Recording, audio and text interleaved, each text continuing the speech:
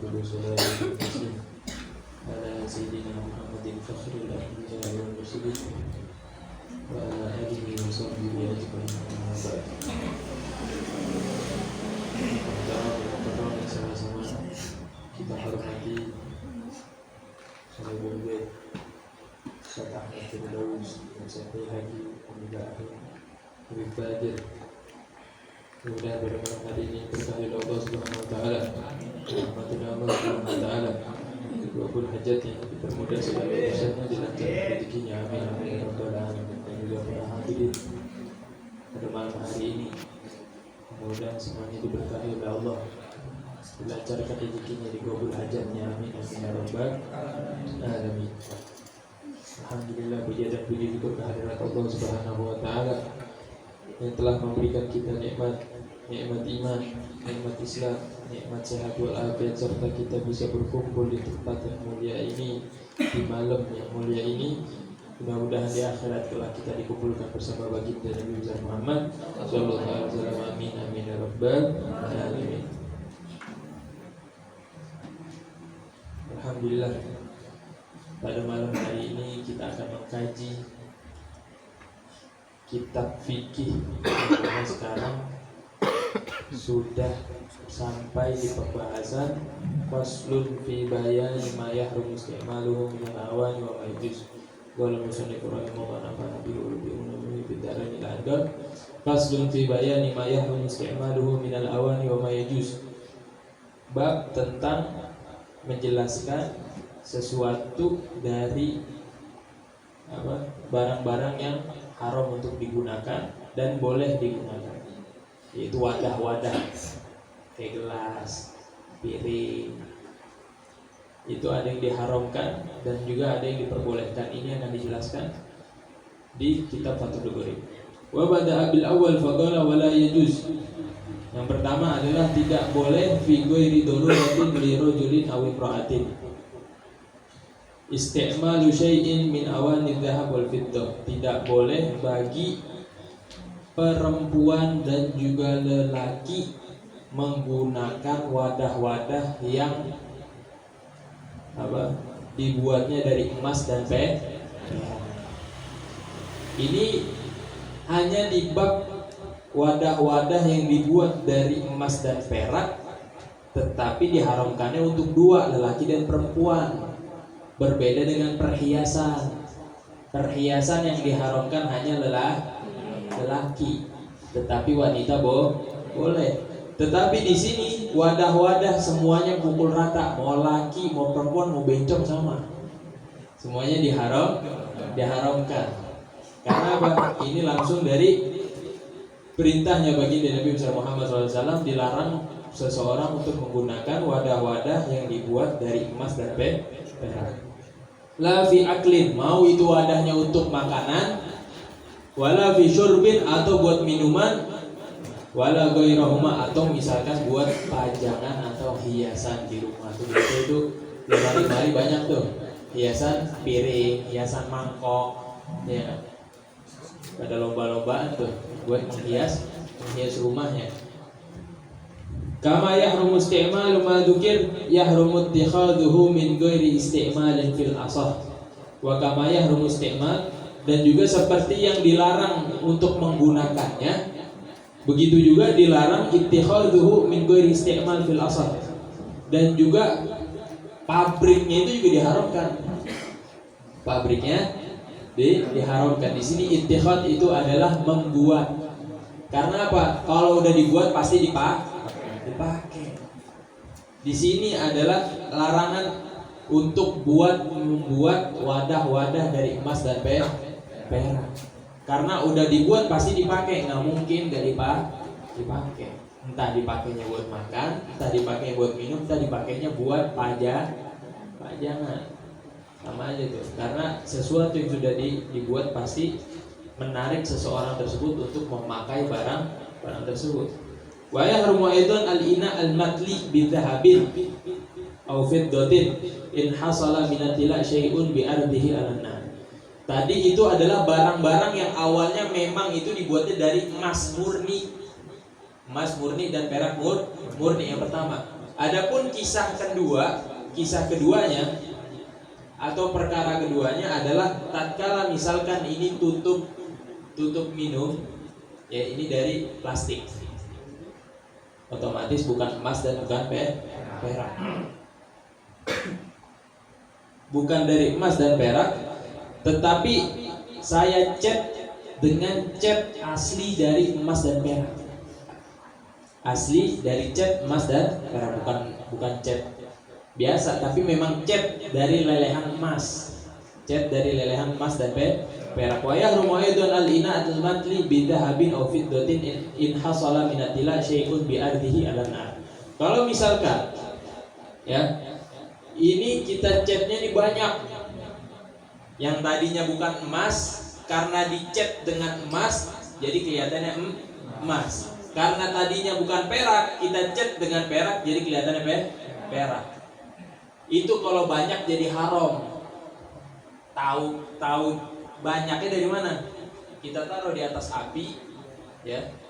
Ini catnya meleleh apa enggak?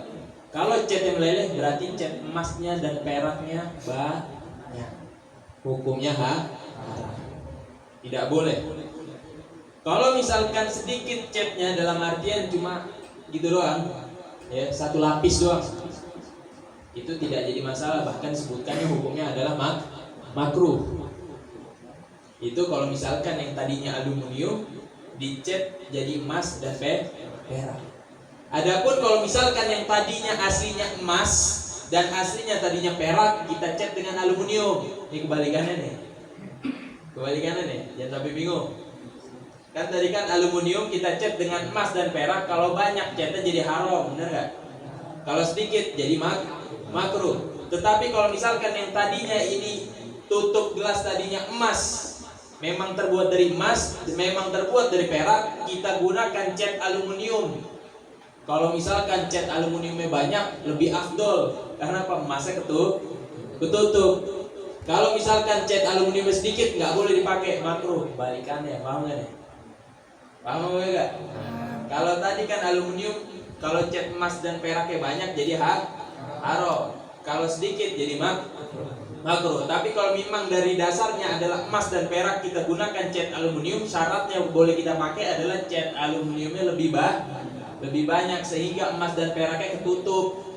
Tapi kalau sedikit jadi makruh. Itu pembahasan tentang mengecat wadah dari emas dan perak. Adapun di sini kisah keduanya adalah wa yajuzu isti'malu ina'i ghairihima. Dan juga boleh kita menggunakan wadah-wadah selain emas dan perak, ai ghairi dzahab wal fiddah minal awani an-nafisah, dari wadah-wadah yang mewah. Mau itu kaina, yakut, berlian, jadi masalah. Berlian. Di sini ada yang nanya nggak sih? Kenapa sih berlian dibolehin sedangkan emas dan perak kagak boleh? Disebutkan dalam kitab Ghayatul Munah, atau disebutkan juga dalam kitab Zadul Labib fi Syarhi Ghayatul Taqrib karangan Sayyidi Syekh Muhammad bin Ali Batiyah. Beliau menyebutkan kenapa kebanyakan emas wadahnya nggak boleh kita pakai.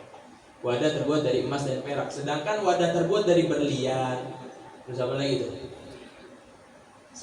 Selain emas dan perak, batu-batuan yang mewah, zamrud dan apa itu boleh dipakai. Karena emas dan perak itu pada dasarnya, kalau misalkan orang miskin lihat itu bakalan hatinya tergores. Kalau ngelihat berlian biasa aja.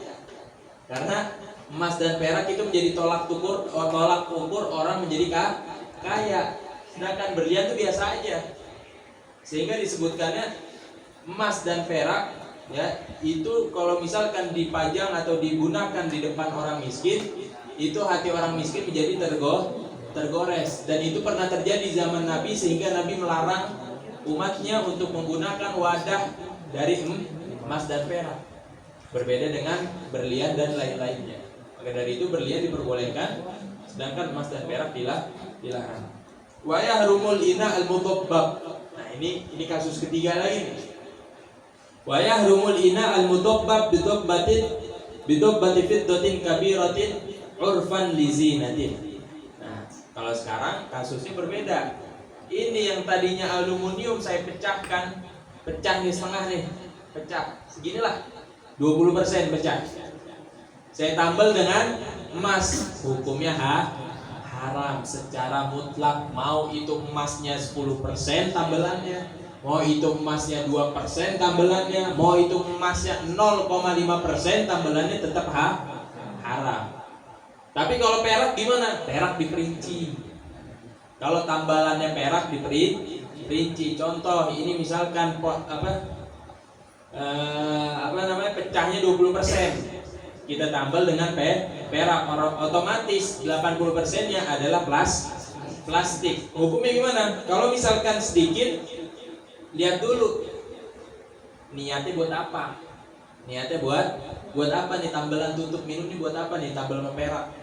Urfan lizinatin karuhat. Oh, ternyata buat pajangan. Hukumnya makruh. Walaupun peraknya 20%, plastiknya lebih banyak daripada tambalan peraknya. Hukumnya makruh kalau misalkan buat pajangan. Lihajatin, atau untuk keperluan. Karena saking banyak tamunya misalkan tutup ininya semuanya pecah. Saking kayanya digunainnya pakai perak ya. Tapi peraknya 20%, plastiknya 80%. Itu karena untuk digunakan, untuk memang bukan buat pajangan, digunakan tutup inian, tutup gelas. Maka hukumnya tidak makruh, boleh saja. Berarti tambalan perak yang dibolehkan adalah sedikit, tetapi buat hajat. Tambalan peraknya sedikit tapi buat hajat. Adapun kalau misalkan tambalan peraknya 80%, plastiknya 20%, kebalikannya. Pecahnya berarti 80%. Sisa dari plastiknya 20%. Berarti pecahan yang digunakan untuk menambal plastik ini adalah 80% menggunakan perak. Hukumnya gimana? Kembali lagi. Untuk apa? Oh, untuk pajangan haram. Untuk pajangan haram. Tapi untuk hajat gimana? Makruh. Karena apa? Karena tambalannya lebih banyak dari plastik. Jadi tambalan perak yang lebih besar daripada plastiknya, hukumnya cuma dua, haram sama makruh. Haram apabila untuk pajangan, makruh apabila untuk digunakan. Kalau tambalan perak yang lebih kecil daripada plastiknya itu 20% per 80, maka hukumnya juga cuma dua, makruh dan boleh. Makruh kalau misalkan itu apa? Untuk pajangan, dan kalau misalkan digunakan itu tidak jadi masalah. Puyeng gitu. Jadi paham ya? Itu adalah bab tambal menambal emas dan perak dalam wadah ya. Itu memang diperinci secara detail. Supaya apa? Karena kan orang kan kalau misalkan mau nambal nih, niatnya apa, beda-beda. Ada yang niatnya buat pajangan, ada yang niatnya buat digunakan, ada yang niatnya digunakan plus dipajang, beda-beda. Makanya diperinci untuk kita mengetahui seseorang tersebut niatnya buat apa. Terus intinya tambal menambal yang dibolehkan hanya perak. Adapun emas itu secara mutlak hukumnya haram. Terakhir sampai jam 9 pas bab siwak. Faslun fi istimali alati siwak wa huwa min sunanil wudu wa yutlabu siwak aidan ala ma yastaqu bihi min araqi wa nahwi. Di sini bab tentang menggunakan siwak. Wa siwaku mustahabun fi kulli hal. Ini di sini bab siwak. Kita harus mengetahui martabat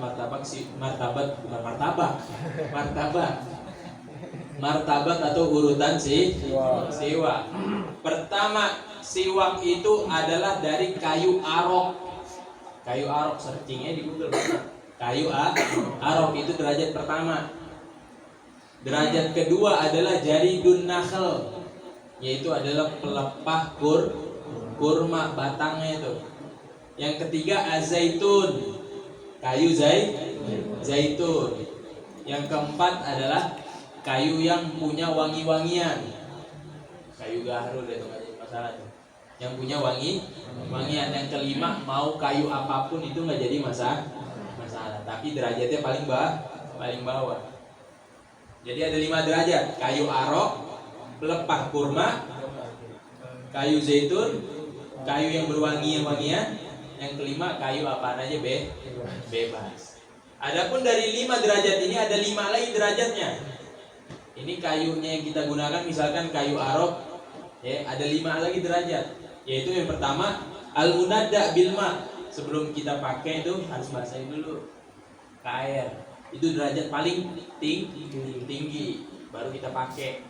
Kalau misalkan nggak keburu nih, kalau saya balik lagi kamar mandi nih, ketinggalan imam, ya, itu masuk ke derajat ketiga, yaitu pakai ludah.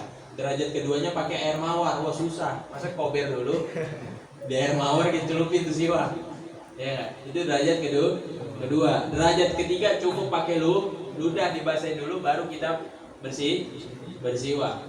Derajat keempat adalah yabis goir munada, kering, siwaknya kering. Yang kelima ar-rutob. Biasanya kalau kita beli siwak tuh basah, bener gak? Nah, itu memang udah dari sononya tuh kayunya basah. Itu derajat paling kelima. Ingetin deh tuh. Yang pertama basahnya dengan air, yang kedua basahnya dengan air mawar. Beli dulu kober, harusnya tuh air mawar. Yang ketiga pakai air liur. Yang keempat pakai kering tanpa ada basah. Yang kelima basah dari asli kayunya. Nah, di sini pembahasan yang penting, ya, siwak itu syaratnya adalah keras, ya, syaratnya keras dan kasar. Makanya kalau misalkan kita lagi sholat tuh biasanya imam walatan saubi siwak walau min atrofis saub. Janganlah kalian lupa untuk bersiwak walaupun dengan ujung baju. Nggak ada siwak pakai ujung baju. Karena syaratnya siwak salah satunya adalah sesuatu yang kasar dan sesuatu yang keras. Ingat-ingat nih, kasar dan keras. Kalau nggak ada siwak nggak jadi masalah, pakai baju, ya. Karena kasar dan keras. Terus sekarang permasalahan kalau misalkan nggak ada siwak, tarik tangan teman ya, pakai tangannya gimana tuh? Pakai tangan teman yang kita tarik buat siwak. Ada nggak pembahasannya? Ada pembahasannya. Di sini ada namanya berwudu dengan tangan orang lain, atau bersiwak dengan tangan. Mau tangan orang lain atau tangan sendiri. Di sini disebutkan dalam kitab Majmu' karangan Imam Nawawi, al-usbu, bersiwak dengan tangan itu kebagi menjadi 2. Ada jarinya yang sudah terputus, ada jarinya yang masih nempel. Di sini kalau misalkan jarinya nempel, la yasihhu walau khashinatan. Mau itu jarinya keras, ya, dan masih nempel, nggak sah kalau misalkan dari dirinya sendiri, tangannya sendiri, nggak sah walaupun ini kasar dan keras, ya. Terus pembagian yang kedua yaitu sah, punya tangan orang lain dengan 2 syarat. Yang pertama keras, yang kedua diridoin. Jadi pas mau sholat nih, gue minta tangan lo ya, buat siwak di sini kan nih. Dengan 2 syarat ini, keras dan diizinin, nggak jadi masalah. Kalau kagak jijik, ya kan? Kalau kagak jijik. Jadi intinya kalau tangan orang lain yang masih nempel, ya, syaratnya cuma 2, keras dan diizinkan.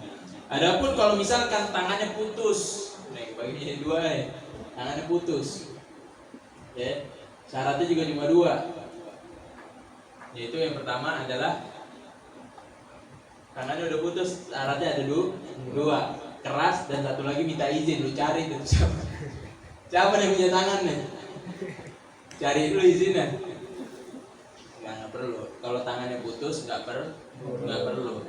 Yang penting syaratnya adalah keras dan memenuhi syarat-syarat dari bersiwak. Walaupun tangan tersebut yang dipotong itu dibutuhkan yang namanya dikubur, tidak jadi masalah. Ini permasalahan gini nggak mungkin di dalam fikih disebutkan begitu saja, nggak mungkin. Semua kejadian dalam fikih pasti pernah terjadi, sehingga disebutkan dalam kitab fikih. Bukan menghayal imam saja nih. Imam Syafi'i menghayal begini bersiwak pakai tangan, kagak, karena emang terjadi.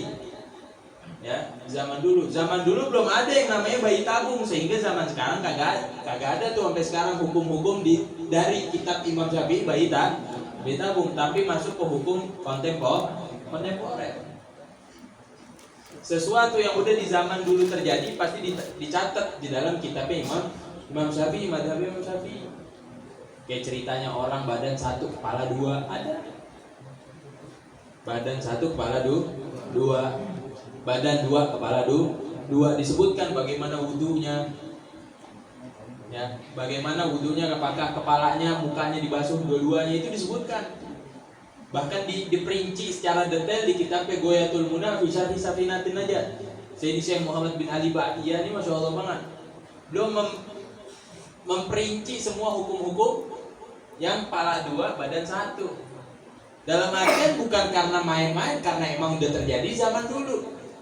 Sehingga orang tersebut membutuhkan yang namanya ilmu dan bertanya kepada Imam Syafi'i dan dipretelin dari hukumnya. Bukan main-main. Ya, jadi ini yang namanya siwak seperti ini pasti telah terjadi di zaman Imam Syafi'i, sehingga diperinci hukumnya karena harus perlu kita ketahui hukumnya. Mudah-mudahan pada malam hari ini kita diberkahi oleh Allah Subhanahu wa taala. Ilmu kita bermanfaat dan bisa memberi kemanfaatan dari ilmu kita kepada orang lain. Mudah-mudahan pada malam hari ini kita dilindungi oleh Allah Subhanahu wa taala. Dilancarkan rezeki kita, digabul hajat kita, dipermudah segala urusan kita. Yang sakit Allah angkat penyakitnya. Yang sakit Allah angkat penyakitnya, yang sakit Allah angkat penyakitnya. Mudah-mudahan kita dalam keadaan husnul khatimah. Husnul khatimah, husnul khatimah dari akhirat kelak dibangkitkan bersama baginda Nabi besar Muhammad sallallahu alaihi wasallam. Amin amin ya rabbal alamin. Afdhalul ma qultu wa nabiyuna min qabli la